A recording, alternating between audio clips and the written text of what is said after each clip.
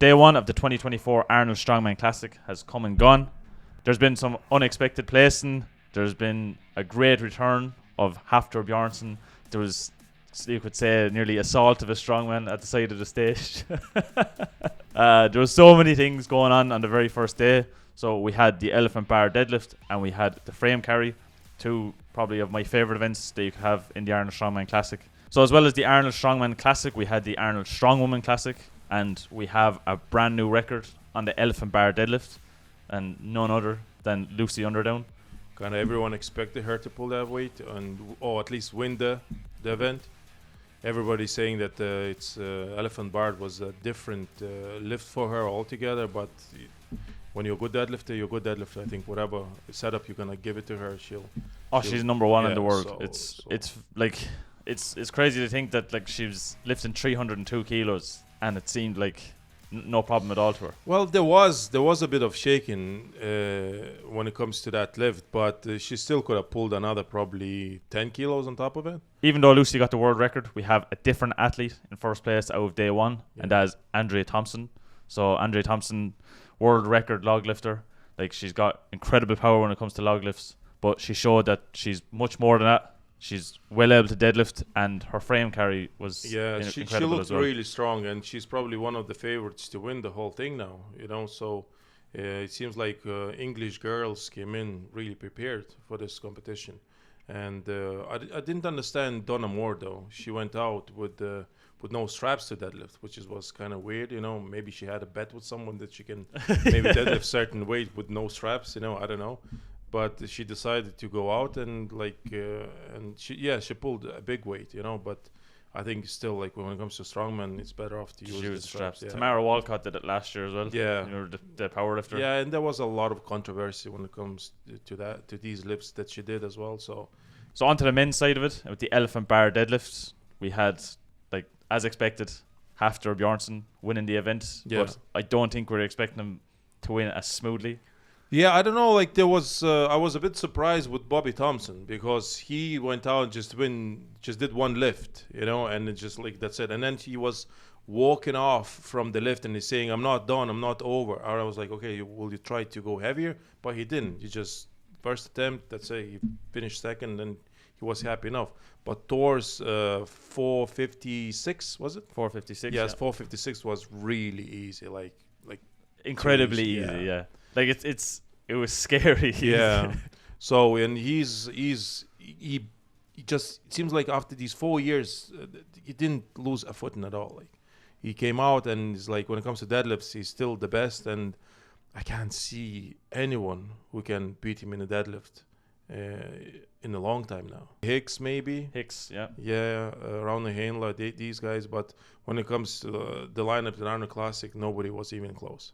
So we started off the competition with 11 athletes in the Arnold Strongman Classic, and straight away we were down to 10 men. A surprising placing when it came to the elephant bar deadlift is Martins Lietzies. Yeah. So Martins had a very kind of long, elongated, kind of drawn out lift, I suppose is what you want to call it, for the deadlift. Yeah, he was waiting so long. The setup was like, I don't know what he was waiting for, to be honest. He was in like a squat position for like a good count. And then he was breathing like 20-30 seconds before he was lifting.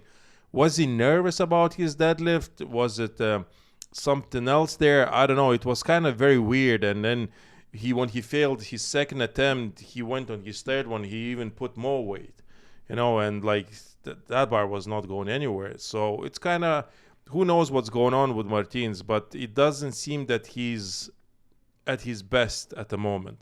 I know he said in a couple of comments, he's saying like he's feeling very strong, but there's issues with recovery or something like that. And maybe later in the year he'll get better. But the problem with Martins as well, he's not a big fan of competing a lot. I think he needs a bit more competition at this point, just to get back into that to that rhythm. Yeah, rhythm of like, strongman competition rhythm. It's a lot of strain on the body if you're taking a lot of months out. I know you're training in the background, but like if you're not like Novikov was years ago. Like Novikov was like every month he was really. Well, he was doing maybe a bit too much. Yes. That's fair as well. Yeah, and it's now catching up with actually Novikov. But with Martins, I think he needs to compete a couple of more competition to get back his footing as such. So the elephant bar deadlift finished with Hafthor Bjornsson taking the win, and then the same as last year, we had Bobby Thompson and Mitchell Hooper. So going into the timber carry then, like I said, like my favorite event. It's a very quick event. It's a very like laboursome event, and again we've had probably 2 injuries from the looks of it. I think we have like 3 injuries from the in the frame carry. Tom Evans with his biceps. He was wrapped up. Yes, so he probably maybe it's not a fresh injury. Maybe he had an injury coming into competition. And we have Novikov. A very strange situation. Yes. Whatever happened was there. Yes. So was it a strain? Was it a complete rupture of the biceps tendon? We don't know because he was straight away comparing, Measuring. Yeah. yes, seeing like is it like the tendon like he was flustered. You could see by him like the way he was kind of Yeah. moving the arm in and out. He was the way he was holding it. You could see he was thinking. He was like what's going on. But the main kind of key was when he started like measuring his arms up together. Yes, Like yeah. that's literally like a telltale So sign. it's not good because today we have like the events will be a lot of biceps involved basically. Yeah, you like know? the stones of strength especially. Yeah, Like that is a lot of biceps. axle as well, cleaning. That's a lot of biceps, and then you have injury there. It's almost impossible to clean it, you know. So and we have Mateusz as well. So I was talking to Mateusz, was texting him. He had some IT band issues on the pickup. Straight away, he had some issues, you know. But even before he was going into the event, he was kind of like hitting his hip, you know, and maybe there was already something there from the deadlift. He still got a good result, and I thought it's gonna hold. Yeah, to be like honest. it's mad to think that in the space of a second there's 3 athletes. Yeah, Like there was 0.4 of a second between second and third place. Mhm. Like Hafthor just slipped into the Yeah. second place. Yeah, Mitch Hooper was so good. Oh, incredibly Yeah, fast. Like they initially thought that they broke the world record, but he was like 10 hundreds of a seconds Yeah. behind. So, and Thor, I think surprised everyone. Yeah, because I thought like at the very top of the ramp, I thought that was it. He's going to drop. Yes, his right side grip was gone. He was really gone, but he had just enough time to pull that off and just finish the event. And that placing puts him In into a very good position. Very good position. Yeah. 1 point going in, 1 point lead basically Yeah. after day one. And with Axel, you never know. He looks pretty good. So if he doesn't lose a lot of points in Axel, he's like we said in the previous couple of videos that he might be able to win the whole thing. He might be, because when you see the way it is at the moment, like the athletes aren't really shaping up how we thought they were going to shape No. up. Like see with Leetsi's, we were expecting at the top of the pecking order when it came to the deadlift. Yeah. And now he's kind of mid-table. Novikov, if he has the injury, sure, he's after pushing down a little bit. Like just, it's hard to tell at the moment what way the athletes. We know for a fact that like as long as Mateusz staying okay, like Yeah. as long as he stays relatively injury-free, he's up there. Hafthor, kind of after blowing everyone away, he's still up there. And Mitchell Yeah, Hooper is always a contender. Tom Stallman as well. He didn't had the best the first day, but his deadlift was decent. But to be fair, we said about Tom, like deadlift wasn't going to Yeah. win the deadlift. And we had No, a but feeling about the I frame. expected him to pull the third weight that he ordered. I expect him to pull that, but because his first lift was very shaky, second was really solid, and third one wasn't that great. He was like, you can see like he straight away he wasn't able to finish it. But if he done that, he would have put as well himself in a very good position. He's still in a good position. I think he's fourth after the day one.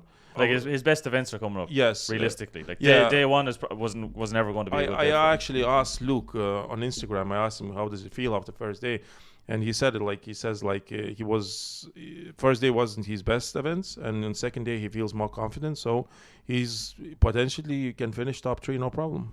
So one athlete that blowing people away on his Arnold debut is Evan Singleton. Yes. Evan Singleton, like we said last year, we're surprised that he wasn't there last year because of like how well he's doing on the big name competitions. He's kind of after making some comments that he didn't really fulfill on, like especially with the frame carry. Yeah. He's you can see he's a confident guy, you know, but Very confident Yes, but sometimes it's maybe a bit too much, you know. And he thought that he's gonna break the world record in a frame carry, and it didn't really He was happen. humbled very quick. Yeah, so that's kind of like a bit of a problem with Evan Singleton, isn't it? He's so, again, I said it I don't know how many videos now in a row, that he's so wild that something all that recklessness The goes aggression, yeah. just goes against him, like, you know. And I think that's why, like, he was decent in deadlift, but again, he's wasting all that energy with the the belt thing was a belt bit. thing. I don't know, Yeah. like That's the WWE. I get it, but like again, like strongman is not trophies. WWE. Yeah, just we win trophies, not belts. Sometimes we will belts. I don't know, maybe Rogue Invitational. Yeah. They give belts, but other than that, like, you know, he seems like he's wasting. I know he's trying to play the crowd. I get it. Entertainer, yeah. Yes, I get it. But at the same time, I think by doing that, he's kind of like disadvantaging himself by doing all that show making and all that stuff, you know. So I just to me it's a bit strange. It's like I love when strongmen do that. I get it, but I think like Evan is a bit, in my opinion, a bit like loose and crossing the line. You know, like especially like you were seeing on the deadlift when he went to deadlift and like his strap slipped. Yeah. And then he went again anyway, and he was like, yeah. It's just like you see that he loves it. Yeah. But like that, I think he's wasting a lot of energy that doesn't need to be wasted. Because if you look at like Midge Hooper, Hafthor, they they're more conservative because they know every bit of energy matters in that kind of competition. But with Evan is like, again, I get it. I get it what he's trying to do. It's working for him. Yeah, he's what, third place? Yeah, he's third place. So he's working for him now, and he says the same, that he has very good events coming up on the second day. And it looks like he could be right. Yeah, he's good at pressing. I don't know how the stones will go for him.